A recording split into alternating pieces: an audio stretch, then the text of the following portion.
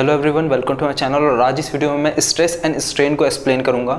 साथ ही साथ मैं उसके टाइप्स को डिस्कस करूंगा कि किसी बॉडी पे, सॉलिड बॉडी पे कितने टाइप्स के स्ट्रेस एंड कितने टाइप्स के स्ट्रेन प्रोवाइड किए जाते हैं, जनरेट होते हैं।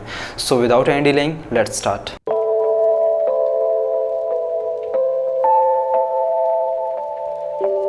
इसके बाद आ जाता है स्ट्रेस। स्ट्रेस होता क्या है, तो आप डेफिनेशन में जैसे देख सकते हैं कि किसी बॉडी पे एक्सटर्नल फोर्स प्रोवाइड किया जा रहा है और जिससे वो बॉडी उसे रेसिस्ट कर रहा है, तो बॉडीज़ की ऐसी प्रॉपर्टीज़ को स्ट्रेस कहा जाता है। इसे सिग्मा से डिनोट किया जाता है, जिसका फॉर्मूला बनता है फोर्स अपॉन एरिया, और इसका यूनिट होता है किलो न्यूटन मीटर स्क्वायर या न्यूटन mm स्क्वायर। तो यहाँ पे हम सबसे पहले देखते हैं टाइप्स ऑफ स्ट्रेस। इसे 3 कैटेगरी में डिवाइड किया गया है, जिसमें सबसे पहला आता है simple and direct stress, second है इनडायरेक्ट स्ट्रेस एंड थर्ड है कंबाइंड स्ट्रेस। तो इसमें सबसे पहला आता है सिंपल एंड डायरेक्ट स्ट्रेस में टेंशन। किसी बॉडी पे एक्सटर्नल फोर्सेस के थ्रू उसमें टेंशन प्रोवाइड किया जा रहा है, उसे तनाव किया जा रहा है, खींचा जा रहा है, तो ऐसी प्रॉपर्टी को टेंशन स्ट्रेस कहते हैं।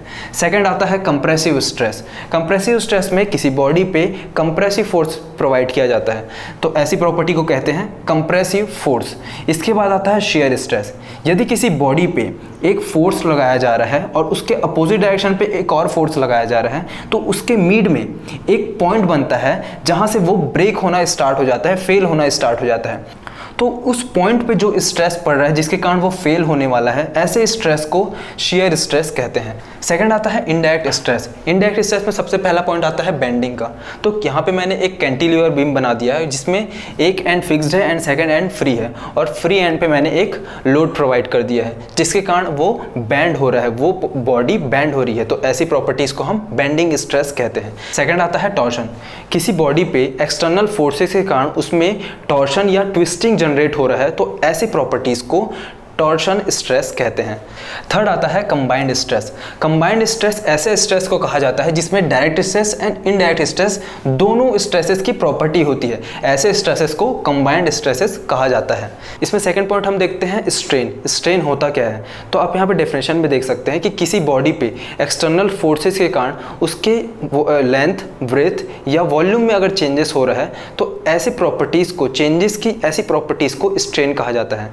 इसे एप्सिलॉन या ई से डिनोट किया जाता है, जिसका फॉर्मूला होता है change in length divide by original length.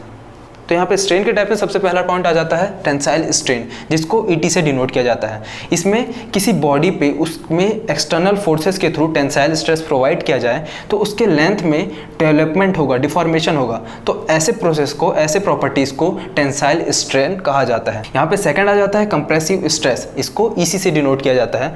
इसमें किसी बॉडी पे एक्सटर्नल फोर्सेस के थ्रू कंप्रेसिव लोड प्रोवाइड किया जाता है, तो उसके लेंथ में डिफॉर्मेशन होता है, कमी होती है, तो ऐसे स्ट्रेसेस को कंप्रेसिव स्ट्रेस कहा जाता है। थर्ड आ जाता है यहाँ पे शियर स्ट्रेन या ईएस।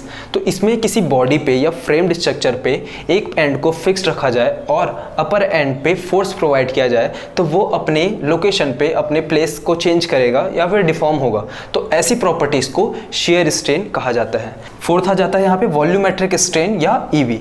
किसी बॉडी पे उसमें एक्सटर्नल फोर्सेस के कारण उसके होल वॉल्यूम में अगर चेंजेस हो रहा है, तो ऐसे प्रॉपर्टीज़ को हम वॉल्यूमेट्रिक स्ट्रेन कहते हैं। आई होप आपको ये वीडियो पसंद आया और स्ट्रेस एंड स्ट्रेन से रिलेटेड मैंने जितने पॉइंट्स को इसमें कवर किया है वो आपको समझ आ गया हो।